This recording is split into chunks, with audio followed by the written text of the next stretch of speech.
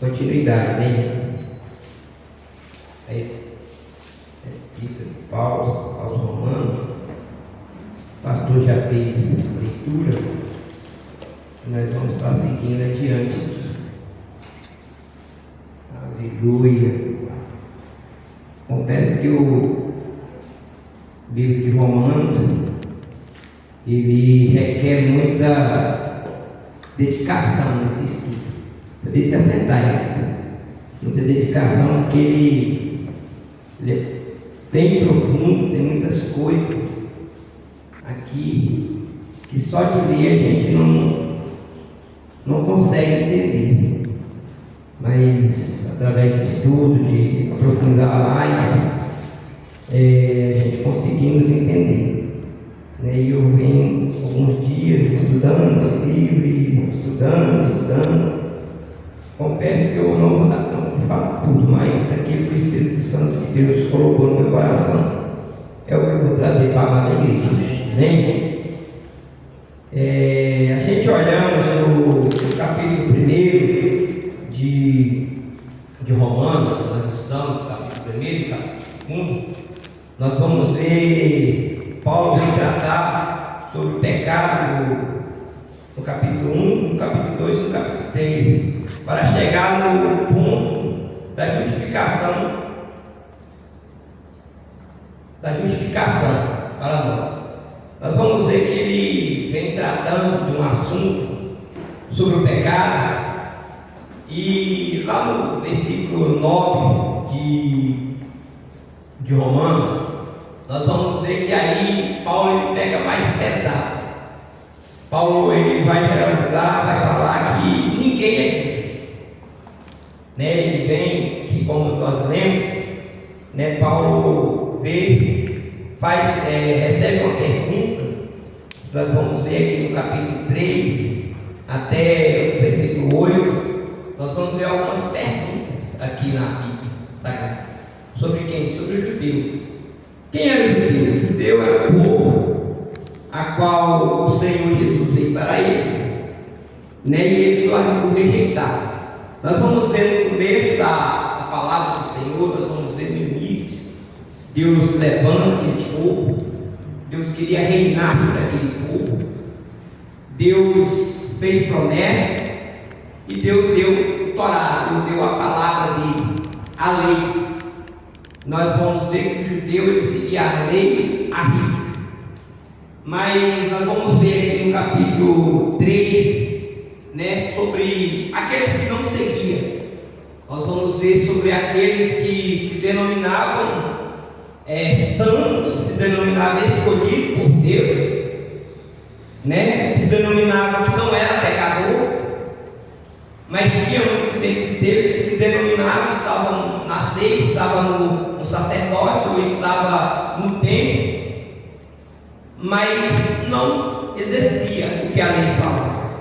Fazia com que alguém cumprisse a lei, mas eles de fato não cumpriam. Então Paulo ele vem aqui no capítulo 1, nós vamos ver nesse primeiro versículo do capítulo 3, Paulo responde a diversas perguntas teológicas relacionadas ao judeu. Nós vamos ver que aqui a primeira pergunta: qual pois a vantagem de ser judeu? O apóstolo Paulo responde: muitas. Primeiramente, ao judeu foram confiadas a palavra e os oráculos de Deus, uma vez que ele quebrava o conceito divino, já não podia mais ser considerado como judeu verdadeiro,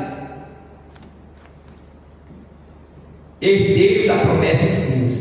Então os judeus, ele por ter a palavra de Deus, ele esteve ali, sendo os escolhidos, e Moisés, Deus deu a lei para Moisés escreve.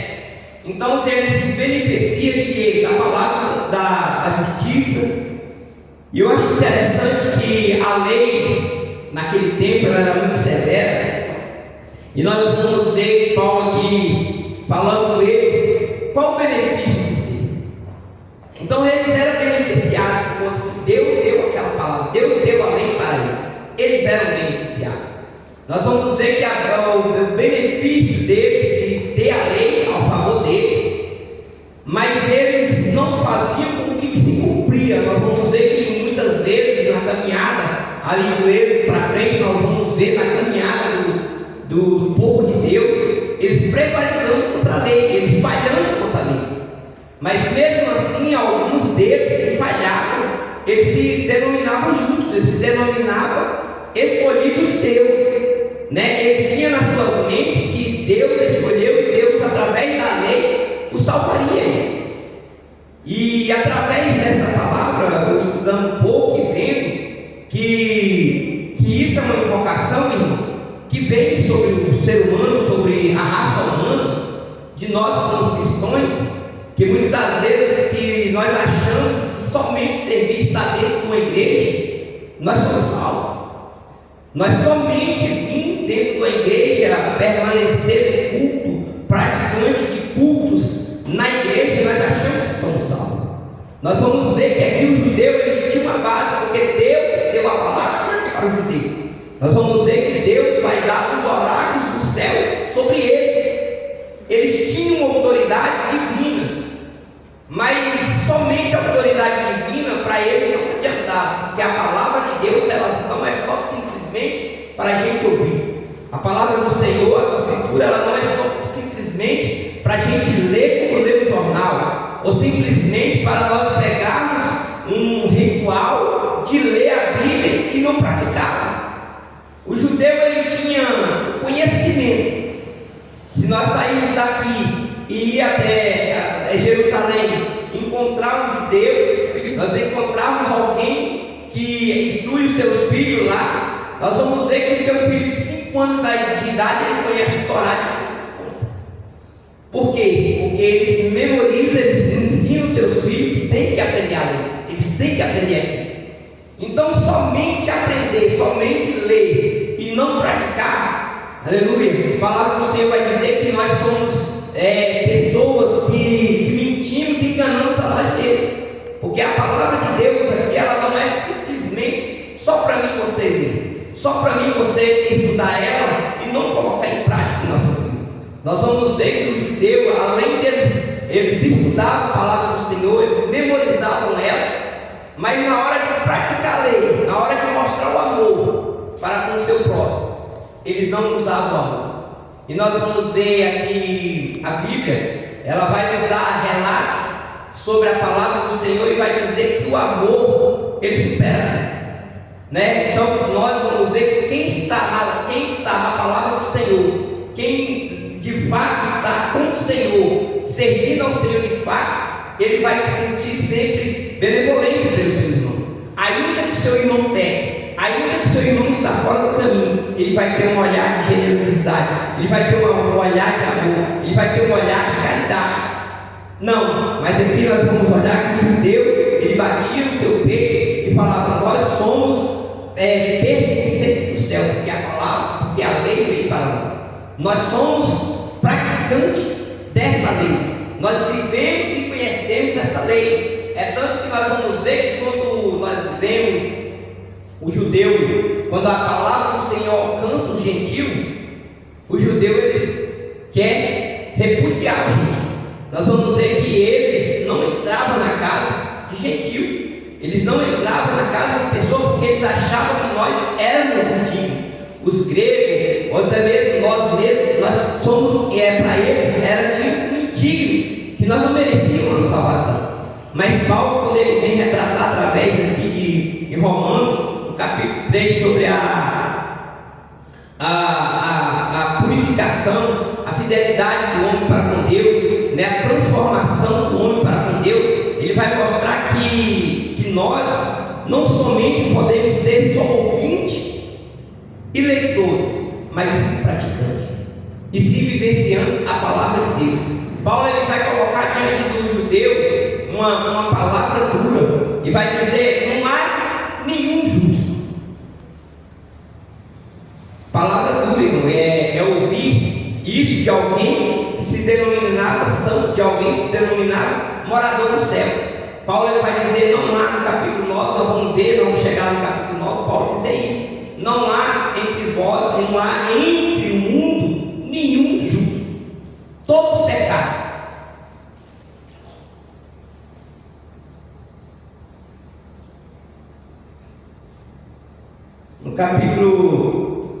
3, do 4, versículo 4, vai falar assim: a respeito dos judeus surgiram as mais variedades de perguntas. Falaram as promessas. A respeito do judeu surgiram as mais variedades de perguntas. Falharam as promessas divinas? O plano de Deus falhou? Aí a resposta do apóstolo Paulo. O apóstolo Paulo, que isso é dado impossível, porque a falta de fé do homem não invalida a fidelidade de Deus. Em 2 Timóteo, capítulo 2, versículo 13, aí aqui mais na frente fala assim: mesmo que uma pessoa possa alegar bons motivos e agir mal conforme alcança os seus próprios interesses, Deus o julgará por isso. 2 Timóteo aqui: se formos infiéis, ele permanece fiel, pois não pode negar a si mesmo. A palavra do Senhor, desde lá do Antigo Testamento, nós vamos ver que Deus, ele trabalha e vela pela sua palavra. Deus, ele não pode revogar a sua palavra falada no seu povo. Nós vamos ver que o judeu, ele achava ainda, aqui nós vamos falar aqui nesse capítulo 1 até o 8, nós vamos falar mais sobre o judeu, que aqui retrata mais sobre eles. Eles revogavam que ainda que eles estavam lá na sinagoga, ainda que eles estavam ensinando, ainda que eles não estavam praticando, mas eles olhavam que estavam trazendo glória para Deus. E eles olhavam para si mesmos e falavam assim: eu estou errado, estou no pecado, mas eu estou na sinagoga, estou cantando, estou louvando, estou lendo a palavra, estou ensinando, estou fazendo algo para Deus, e a glória de Deus está permanecendo. E eles achavam que através simplesmente disso, tomando o amor de Deus, talvez na sua mente, na sua cabeça, eles entendiam que eles seriam perdoados, que eles seriam revogados da lei da culpa do que praticavam. E aí, ainda que eles faziam isso, ainda que eles se enganavam a eles mesmos, mas a palavra do Senhor vai dizer que Deus, ele não poderia revogar, ele não poderia, irmão, deixar de abençoar quem estava ali por conta de alguém que talvez está pregando, alguém que está ensinando, talvez de alguém que está cantando, de alguém que está fora da lei, que não está praticando a palavra do Senhor. Deus, ele não poderia deixar de abençoar. Porque muitas das vezes nós nos enganamos por isso, irmão. Nós vemos pessoas que muitas das vezes vêm aqui, canta, prega, fala mistério, e Deus usa ele talvez para entregar algo que acontece sobre a vida da pessoa. Não é por conta do pastor Charles, não é por conta do irmão que prega, não é por conta da pessoa, não, é porque a palavra, a promessa de Deus, ela é fiel. Deus, quando ele tem que abençoar alguém, aleluia, a palavra do Senhor, quando ela vem em direção a mim, em direção a ti, para nos abençoar, a fidelidade de Deus é grande. Mas só que nós olhamos e entendemos, olhamos quando vemos Deus usar alguém, e entendemos, falando assim: ali é uma mulher de Deus, ali é um homem de Deus. Mas quando nós vamos para o íntimo, assim, quando nós vamos ver que quando os fariseus eram homens conhecedores da lei, homens entendedores da lei, mas quando eles praticavam, quando eles entendiam que tinha alguém em pecado, quando eles entendiam que tinha alguém que não praticava a lei, eles não usavam com misericórdia, eles iam lá e faziam descer a lei. Que na época da lei, irmão, era dente por dente, olho por olho. Então, se eles faziam exercer a lei, a palavra do Senhor, mas não usavam com misericórdia, e assim nós vamos olhar, nos dias de hoje não é diferente. Muitas das vezes nós estamos aqui, conhecemos pessoas que pregam bem, falam bem, canta bem, tem dons, e Deus usa e abençoa a igreja. Mas quando nós vamos conhecer o íntimo, quando nós vamos nos aproximar dessa pessoa, entender ela, conhecer ela, nós vamos ver que maioria das vezes do que ela prega, maioria das vezes do que ela fala, maioria das vezes do cotidiano da vida dela não é nada daquilo que ela faz, que ela pratica.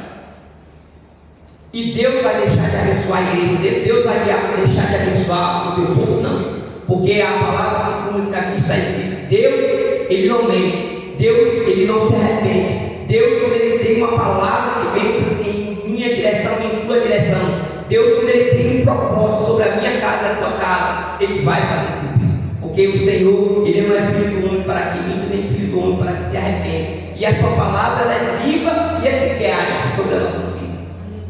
Mas quando nós recebemos da parte do Senhor, a palavra do Senhor, quando nós nos entregamos, entendemos uma profecia ou algo da parte do Senhor, nós também não podemos fazer como alguém que entende, ouve e não pratica. Nós temos que fazer o quê? Se aproximar de Deus. Quanto mais nós nos aproximamos de Deus, quanto mais nós chegamos diante da presença de Deus, mais eu e você nos reconhecemos que nós não somos nada. Nós reconhecemos o nosso estado de pecador, de pecado diante da face do Senhor. Mas quanto mais nós nos aproximamos dele, a palavra do Senhor diz assim, quando nós oramos, quando nós buscamos, o Senhor Ele abre as portas do céu sobre a nossa vida, sobre o nosso lar. Quando eu entendo que o Senhor Ele abre as portas do céu, irmão, não é somente para derramar bênção. Quando nós falamos que o Senhor Ele abre as portas do céu, que o Senhor abre a janela do céu, muitas das vezes nós já entendemos que é bênção do céu, bênção sem medida, igual quando nós vamos ler, entender, vai achar que o Senhor está falando somente disso. Não. Mas o Senhor Ele abre as portas do céu para que eu e você almejamos o céu, para que eu e você venhamos ter intimidade com Ele, aleluia, e ter vontade de ir para o céu. Não somente cumprir, receber do céu, mas nós temos que almejar ir para o céu. Aleluia. Receber do céu nós queremos todo dia, toda hora. Mas se nós perguntarmos aqui, foi na aula passada, né, que o pastor fez aquela brincadeira, quem quer ir para o céu, quem quer morrer, ninguém quer ir. Só minha esposa está cansada, está doida para ir. Mas se nós formos ver, meditar, no dia que nós estamos hoje, chegar com alguém que está no seu cotidiano, ou então no auge da tua vida, você perguntar, você quer ir para o céu hoje, você quer morrer hoje? Alguém vai falar, não, porque eu ainda não alcancei os meus objetivos. Porque eu tenho algo traçado, eu tenho algo para conquistar e ainda não conquistei. Mas por que você quer isso? Não, porque eu almejei e Deus falou que vai me dar. Então, se Deus falou que vai me dar, eu quero ver a promessa que Deus cumprir. Mas quem está, irmão, fitado o olho no céu, nós vamos olhar quem está olhando para o céu, que o foco dele é o céu, ainda que a promessa não cumpra, ainda que ele não almejou, ele não botou os seus pés na terra prometida, mas o olho dele é o céu. Se nós vamos olhar para a Bíblia, nós vamos olhar e vai falar assim, Deus é tudo. Moisés liderou o povo, Moisés orou no monte, Moisés sentiu a presença de Deus.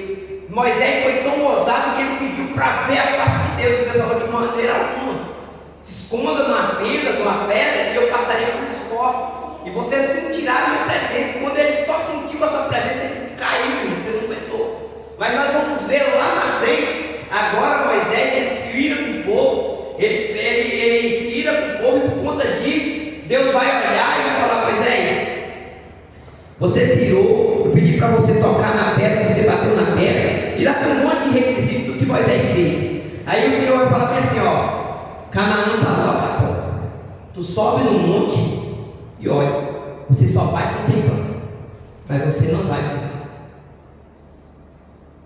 Pois Moisés poderia, um homem que tinha intimidade com Deus, um homem que falava com Deus face a face, ele poderia falar, Senhor, o Senhor me tirou do meio da rebanho da manada das ovelhas, estava pacitando, me fez uma promessa que eu ia tirar o teu povo com mão forte, ser usado pelo Senhor para trazer para a terra prometida. E agora o Senhor vem me dizer que eu não vou entrar. Ele poderia revogar o seu direito, não, mas quem está de olho no céu, quem está com os olhos fitados no céu, ele vai olhar e vai falar, Senhor, aqui é terreno, aqui tudo vai passar, mas estar com o Senhor na glória não vai passar. Então nós vamos entender que Moisés, além de conhecer, ele conhecia e praticava a lei, ele almejava algo muito maior de que simplesmente liderar. Ele almejava algo simplesmente, não só de ensinar, não só de instruir o povo, mas ele almejava, sabe o quê? É estar com Deus, é estar na sombra do Onipotente. Ainda que nós não alcançamos os nossos objetivos, ainda que nós ainda não pisamos na terra prometida, mas que nós não viemos perder o foco do céu, que nós não viemos perder o foco do Senhor Jesus Cristo, que é o autor e consumador da nossa fé. Ele vai ali, irmão, e ele vai e contempla, e nós vamos ver que ele contempla, e daí para frente não tem mais relato com Moisés, não tem mais conversa com Moisés. Ou seja, o próprio Senhor o tirou para si. E nós vamos ver que o próprio Senhor, em alguns estudos, vai dizer que quando Satanás ele sabe que Moisés errou, ele quer pegar o corpo de Moisés, mas o Senhor ele trava uma luta. Ele trava uma luta pelo corpo de Moisés.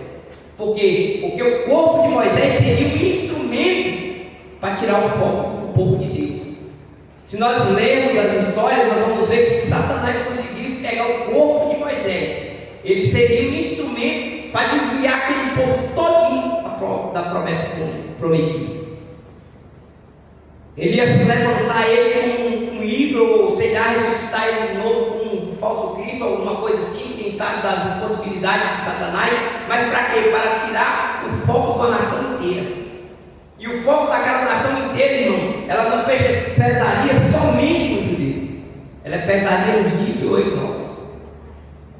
Ela pesaria no dia de hoje nosso, se aquele povo todo se desviasse, aquele povo todo não seguisse no Deus, não fizesse o que fez para intervir, nós hoje não estaríamos aqui escutando, nós hoje aqui não estaríamos aqui lendo a Bíblia, nós hoje aqui não estaríamos estudando para aprender para entrar no céu.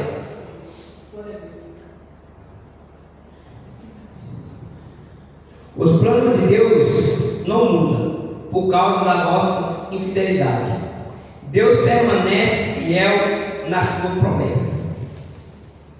Deus ele fez a promessa, porém Moisés não entrou, mas o teu povo alcançou a promessa. O teu povo pôde entrar.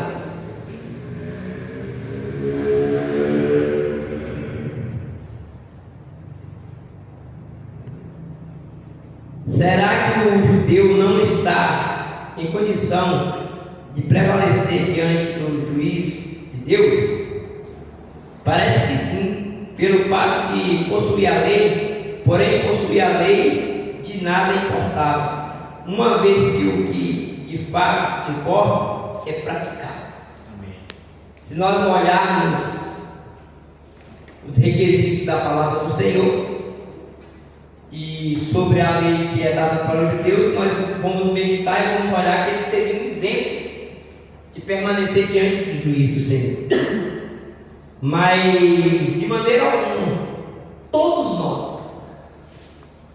nós vamos participar eu vou falar aqui agora, vou deixar mais para frente.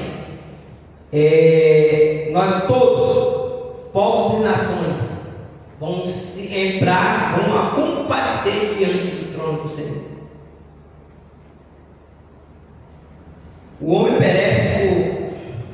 perece não porque possui a lei, mas porque não cumpre o que ela exige. Nesse caso, o judeu que tem a lei, mas não a pratica, não tem vantagem alguma sobre o gentio. Sem a lei, o que importa realmente é praticar. Deixa eu voltar aqui. Eu comi uma. O homem perece não porque possui a lei, mas porque não cumpre o que ela exige. Nesse caso, o judeu que tem a lei, mas não a pratica, não tem vantagem alguma sobre o gentio. Sem a lei. O que importa realmente é praticar. A posse da lei pelo judeu serve somente para aumentar aumentar a sua responsabilidade diante de Deus. Romanos 2:12, pastor, fazendo um favor. A incredulidade do judeu anula a fidelidade de Deus. A incredulidade do judeu anula a fidelidade de Deus, torna-se injusto o juízo de Deus de maneira nenhuma, pois já temos demonstrado que todos estão debaixo do pecado. Romanos 2:12. Assim todos que pecaram, mesmo não tendo a lei escrita de Deus, serão destruídos, e todos os que pecaram estando sobre a lei de Deus, de acordo com essa lei, serão julgados. Então, de maneira nenhuma, o juiz de Deus, ele é justo, tanto para quem está na lei, tanto para quem prevaricaram quanto pecaram. Diante do juiz de Deus, lá em Mateus capítulo 5, versículo 17 a 27, Deus, ele vai falar a Jesus, a palavra de Jesus: não pense que eu vim abolir a lei de Moisés ou dos escritos dos profetas, vim cumpri-los. Eu lhe digo a verdade: enquanto o céu e a terra existir, nem a menor letra, o menor traço da lei desaparecerá, até que todas as coisas se cumpram. Portanto, quem desobedece até ao menor mandamento, ensina ou faz o mesmo, será considerado o menor no reino do céu. Mas aquele que obedece à lei de Deus, ensina lá, será considerado grande no reino do céu. Eu vos advirto,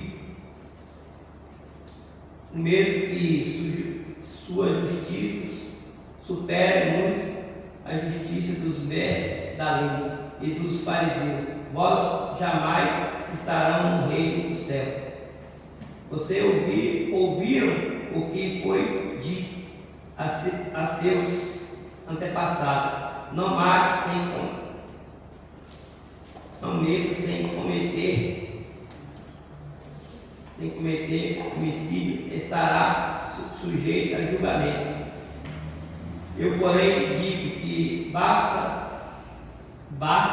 irar contra alguém para este sujeito julgamento. Quem xingar alguém de estúpido corre o risco de ser levado ao tribunal. Quem chama alguém de louco corre o risco de ir para o inferno de fogo.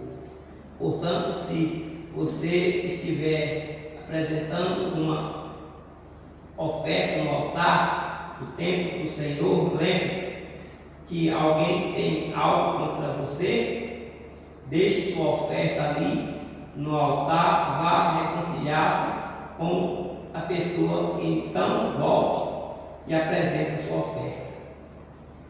Quando você e seu adversário estiver a caminho do tribunal, aí minha filha, baralho. Quando ele atravessa, ele passou para mim. A temperatura não enxerga. Não.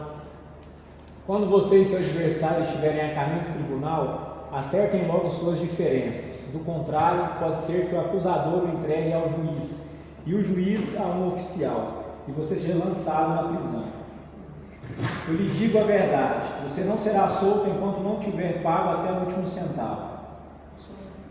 Vocês ouviram o que foi dito: não cometa adultério. Eu, porém, só pede. Amém.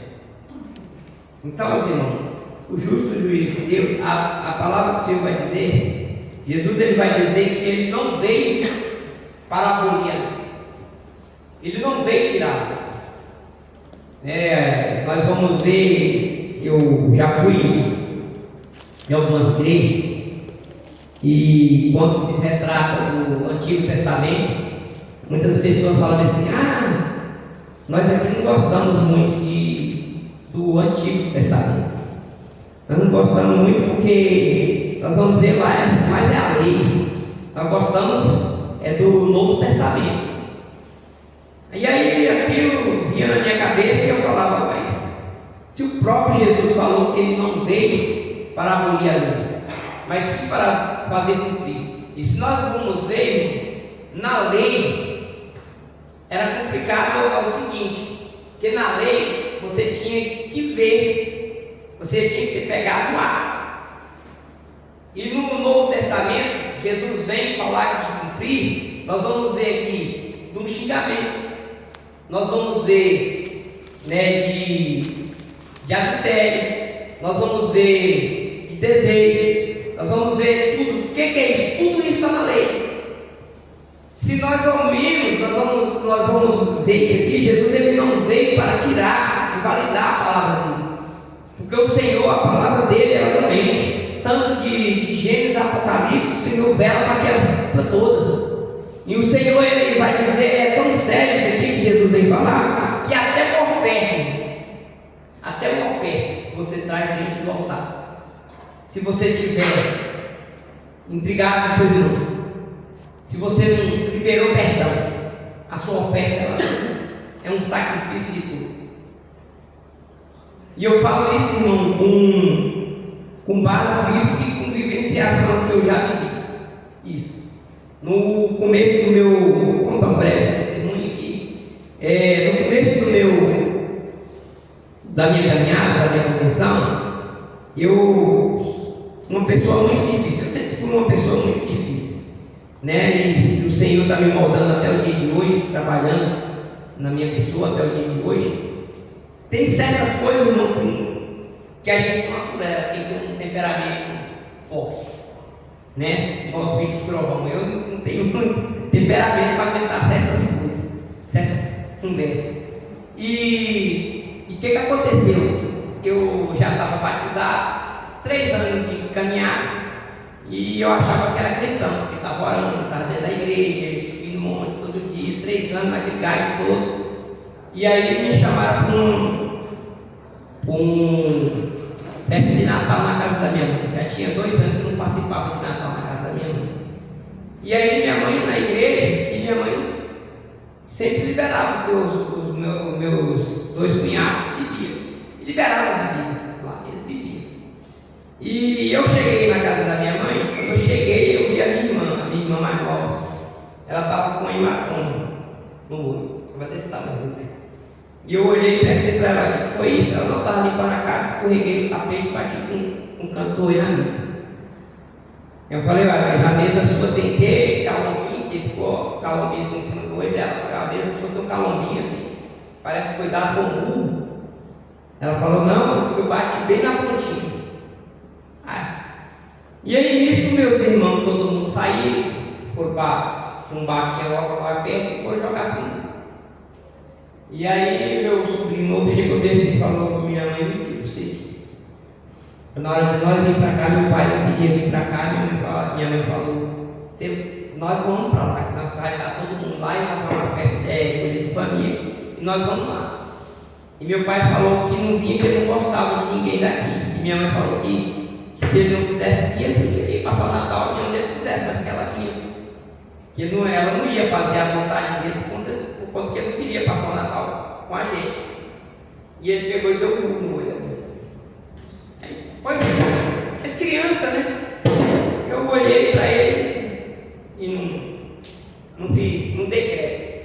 E aí minha mãe foi chegando perto da hora da ceia, e minha mãe falou assim: vai lá e chama seu pai lá embaixo, e chama seu pai e seus irmãos, porque vai dar a hora da ceia, nós vamos orar, vamos participar da ceia, estão tudo pro boteco. Que confraternização é essa de família? Está todo mundo lá. E na hora que eu saí, meu cunhado é comigo. Eu passei por ele, olhei assim dele, ele já estava meio bêbado. E eu passei por ele, fui lá, chamei meu pai pai falou, não, tem 2 fichas que não terminaram de jogar, vocês podem ir lá, pode ir orando, que daqui a pouco nós chegamos lá. Tá, eu voltei. Quando eu voltei, eu fui entrar na casa da minha mãe, a porta e tinha assim, a esquina tinha uma luz na quina da casa. E aí eu vi um vulto balançando assim. E eu entrei na cozinha, fui lá com a minha mãe falou assim, você já chegou espantado? Falei, já. Aí eu falei, o que foi? Ela falou, não, não é nada não. Aí o meu sobrinho falou assim, meu pai está batendo na minha mão. E eu budiei, quando eu vi o vulto, né, balançando, era o cabelo da minha irmã balançando lá no balanço e vinha assim. Eu voltei, quando eu voltei ele estava grudado no pescoço da minha irmã. Grudado e ela já estava roxa. E eu cheguei e não aguentei. Aí eu cheguei, grudei nele, toma tá. Grudei nele, bati nele. Bati, ele ficou morto. E aí a mulher grudou em mim, eu tinha uma gravata de zip. A Mônica foi para me tirar, ela pegou na gravata de zip, puxou, que me informou que ficou a marca dela puxando a gravata e eu em cima desse homem. E bati à vontade, não era de bater, era de matar ele. Eu não estou escondendo, estou falando o sentimento que surgiu em mim naquela hora. E eu enforcava ele, bati. E aí minha mãe tirou e falou, meu filho, você está doido, você é crente, como é que você faz isso? O que adianta você estar de monte todo dia orando, todo dia jejuando, todo dia buscando, e uma hora dessa você faz isso? Eu falei, mas ele bateu na minha mãe e eu avisei ele, não foi comigo. Falei para ele, no dia que ele não quisesse bater, morar com ela, que ele trazia e deixasse aqui na casa. Ele bateu e pediu por isso. E nisso eu achei que tinha acabado a briga. Entrei para dentro de casa. Ele foi lá e chamou o pai, chamou o tio, chamou o papagaio, e veio aquele tanto de gente para a porta de casa. Aí eu falei, agora não. Aí veio outro rapaz, parou com o carro, botou, tirou aqui no fundo, botou no carro e foi embora para minha casa. E aí a vergonha na igreja, porque é uma briga, todo mundo da rua saiu. Todo mundo da rua saiu. Não foi no outro dia cedo, a ceia era de sábado para domingo. Eu ia para a escola bíblica. Quando eu saí na porta de casa, a primeira pessoa que veio é o povo da vizinhança na porta de casa. E eu com a Bíblia na mão, a revistinha da IBD. A primeira coisa que veio foi a voz de Satanás. Falou, o que adianta você estar dentro da igreja? O acusado. O que adianta você fazer isso? Ontem você agiu, ele bebeu, eu estava fazendo o que eu queria. Mas você fez pior. Você bateu nele e deu vontade até de tirar a vida dele. Você não é melhor que ele. Aí aquilo me deu um remorso, eu voltei, meu falou, não, lá vai para a igreja. Ela vai para a igreja. Eu falei, não fiz o pé dentro da igreja mais. E aí fui, conversei com os pastores, missionários, todo mundo na minha casa, todo mundo orando, aquele negócio, não, você não pode deixar por conta disso. Deus vai trabalhar na sua vida. E eu fui. Abri o coração para Deus. E aí passou-se um ano, eles dois morando juntos. E aí eu sempre dizimista, ofertante, irmão, era um peso. Eu ia dizimar, parecia que o céu estava trancado. Eu ofertava. Na época eu trabalhava numa empresa, ganhava bem. Eu ofertava e nada, parecia que não estava fazendo diferença nenhuma. Falei, meu Deus, mas o que é isso? E aí eu esqueci, irmão. Quem bate esquece, né? E esqueci, eu não pedi perdão para ele, para mim estava tudo normal. E aí foi uma vez eu conversando com minha avó ainda era viva, conversando com minha avó falou assim, minha avó ela morreu com 102 anos. Aí conversando com ela falou, meu filho, o Júnior veio aqui e falou que ele vai te perdoar pelo que você fez. Aí eu falei, vai, Didinha, já tem quase 2 anos que aconteceu. Ele ainda guarda remorso de mim. Ela falou, ela guarda e disse que nunca vai te perdoar. Nem que ele esteja no leito de morte, mas ele não vai te perdoar pelo que você fez. Aí eu falei, meu Deus. Aí eu fui, não falei nada. Minha avó deu a boca dela para me orientar sobre isso. E eu fui para a casa da bênção. Quando eu cheguei na casa da bênção, Deus usou uma missionária que me falou assim, irmão, Deus manda falar para o senhor que as tuas ofertas e o teu dízimo não estão chegando nem perto do céu. 2 anos. Aí eu fiquei, ele falou assim, porque você não pediu perdão. E tem uma pessoa que falou que ainda que tivesse um leito de morte, ele não te perdoaria. E Deus manda falar com você. Deus vai preparar e você vai se humilhar e pedir perdão. Por mais que você ache que você fez o certo, mas o certo tem que se humilhar. Ele não podia estar espantando sua irmã, ele não podia estar batendo sua irmã.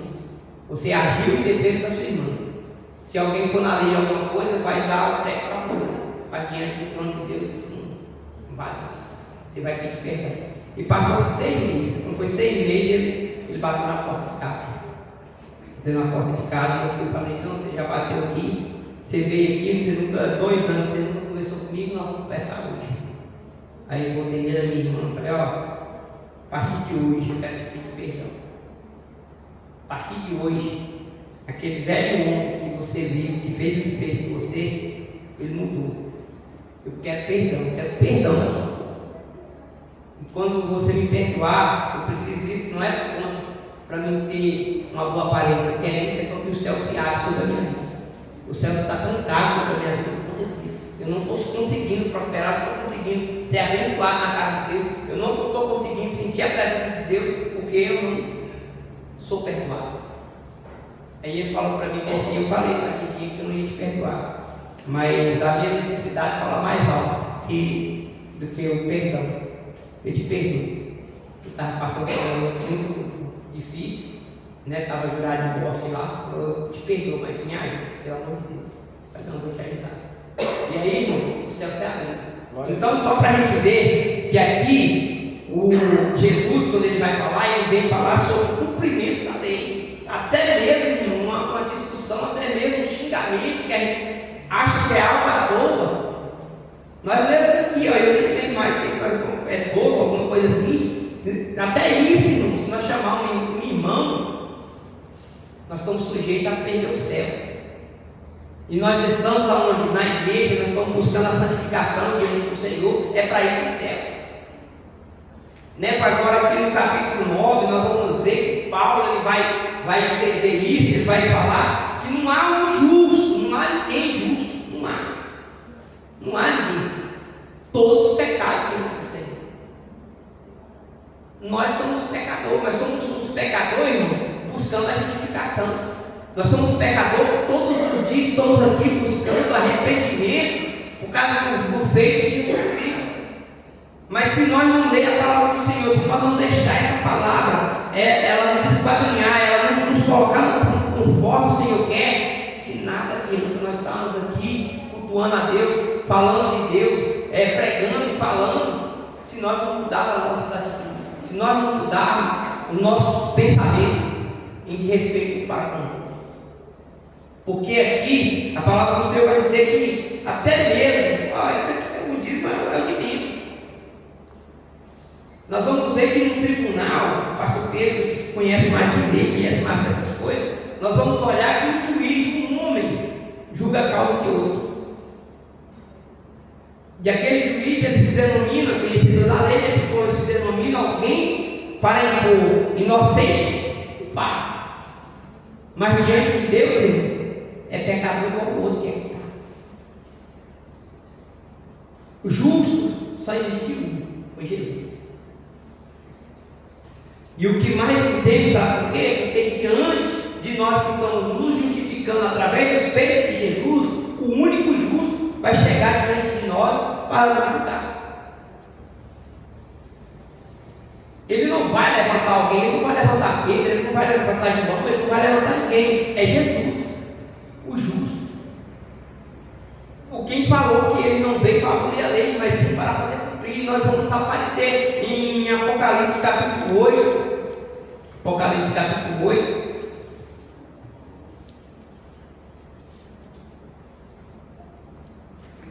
A necessidade da salvação é universal, considerada os 2 aspectos da condição espiritual da raça humana.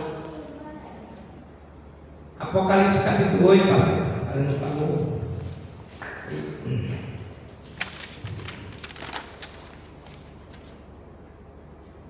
Quando o cordeiro abriu o 7º selo, houve silêncio no céu por cerca de meia hora. Aí você já pode botar o Apocalipse capítulo 7, do 7 ao 10.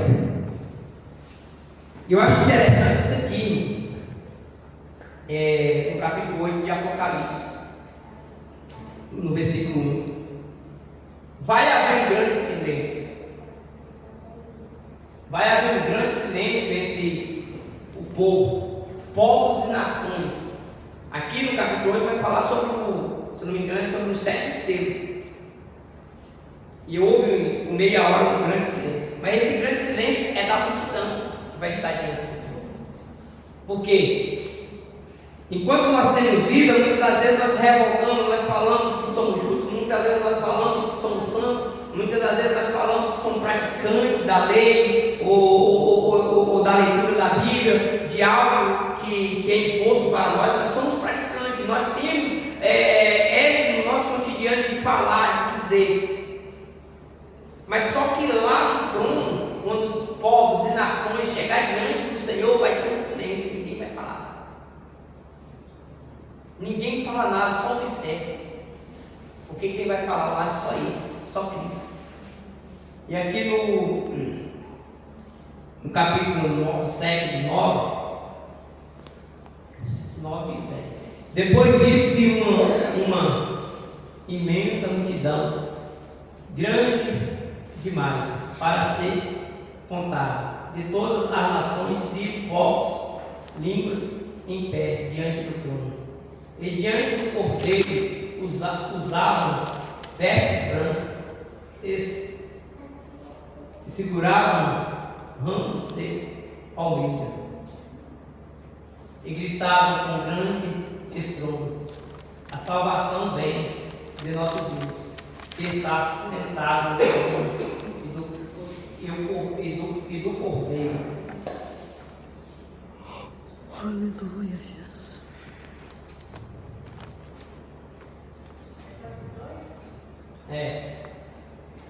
Nós vamos ver, vamos entender que quando por meia hora vai estar o silêncio, nós vamos ver aqui que vai ter um momento de clamor. O povo vão falar acerca do nosso Deus, vão clamar. E nós vamos ver que aqui, quando Jesus se apresenta, o Cordeiro, que é sobre a condenação universal, que ele vem julgar todos. Eu acho interessante que, acho que em Apocalipse vai dizer que cada um que vão aparecer diante do trono, o Senhor não vai olhar na sua testa, o Senhor não vai olhar nas suas vestes, o Senhor não vai olhar nos seus pés, o Senhor vai pedir o quê? As mãos. E quando você mostrar as mãos, elas vão resplandecer diante do Senhor as suas obras. E eu acho interessante que é através das nossas obras, através dos nossos atos, que nós vamos ser perdoados ou vamos ser culpados.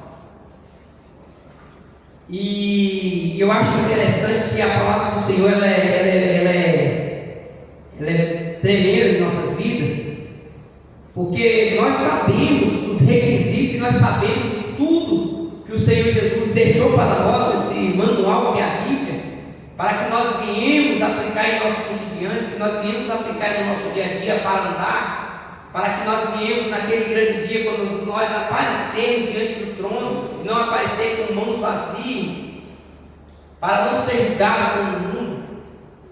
E muitas das vezes nós entramos por aqui e saímos por ali. Falando sobre o amor, sobre ajuda. Quando nós pensamos em, acho que em Tiago, capítulo 4, versículo 17, vai dizer: quem sabe fazer o bem e não faz, capítulo. E nós vamos ver, lembra-se que é pecado. Aí, se a gente não faz, isso é óbvio. Isso é óbvio. Nós sabemos que tem um irmão dormindo na rua. Tem um irmão que está ali, passando fome, passando necessidade. Nós passamos todos os dias. E nós temos o poder de poder tirar R$20 e e matar a fome de quem está faminto, ou souber de alguém que está passando frio, e nós temos agasalho em nossa casa e não vamos, nós já pecamos. E isso é tremendo, sabe por quê? Porque Deus ele usou os seus apóstolos e eles foram colocando, nós vamos ver aqui de Romanos, a carta de Pedro, de João e Tiago, e nós vamos ver os requisitos que nós temos que fazer para quê? Para não nos apresentar diante do Senhor de mãos vazias, com as nossas obras em vão. Porque muitas das vezes passa por nossa cabeça, passa por nós desapercebido alguma coisa. Quantas das vezes acontece alguma coisa em nosso meio, em nossa vizinhança, e nós vamos saber depois de 15 dias. E tem alguém, talvez, 2 casas ao lado da nossa, uma casa ao lado da nossa, passando, padecendo, sofrendo, e nós não sabemos por quê? Porque passamos desapercebidos. Porque nós olhamos, falamos, eu sou crente, eu vou para a minha igreja, eu chego aqui do meu trabalho, tomo meu banho, vou embora, e eu não quero me envolver, eu não quero o quê? Porque nós somos, irmão, querendo ou não, nós vamos criando em nós um tipo de soberba e queremos o céu só para nós. E o céu não é só para nós, porque quando nós nos apresentarmos diante, até certo dia.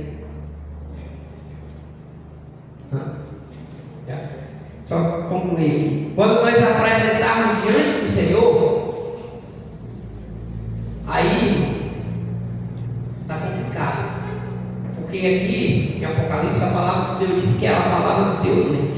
São povos, são tribos e nações, línguas, todos vão ter que se apresentar. E nós temos que ter cuidado porque nós estamos aqui e muitas das vezes quando nós fomos tirados aqui e não fomos ser apresentados diante do Senhor, para nós não ser apresentados com as nossas obras de vazias e sermos julgados. Amém, irmãos? Bem, esse livro aqui vai ter mais adiante, mas amém. Deu para os irmãos entender alguma coisa?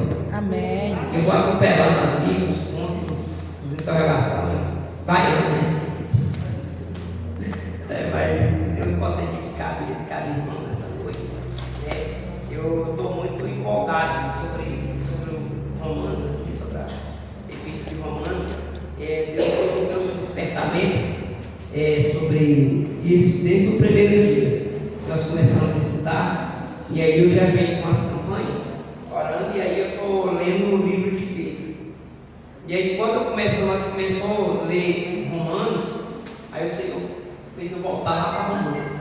E aí eu leio Pedro, leio Romanos, e aí algumas coisas batem, algumas coisas vai falando assim, vai batendo. O que é isso, irmão? Sabe o que é? O Espírito Santo de Deus nos conduzindo para que nós viemos estar firmados na palavra do Senhor, que nós viemos estar enquadrados na palavra e entender o que o Senhor quer para nós. Não, nós não podemos louvar sobre a nossa igreja, porque é uma igreja que ela se dedica, né? O pastor Pedro ele se dedica em trazer estudo, e escola bíblica, estudo aqui, é algo que todos que vêm aqui aprendem alguma coisa edificada, que nós viemos nos levantar em ler a Bíblia, ler aqui o Novo Testamento para frente, para que Deus possa nos conduzir segundo a vontade dele, segundo o querer dele, amém? Que Deus possa abençoar a vida, em nome e agradecer pela oportunidade.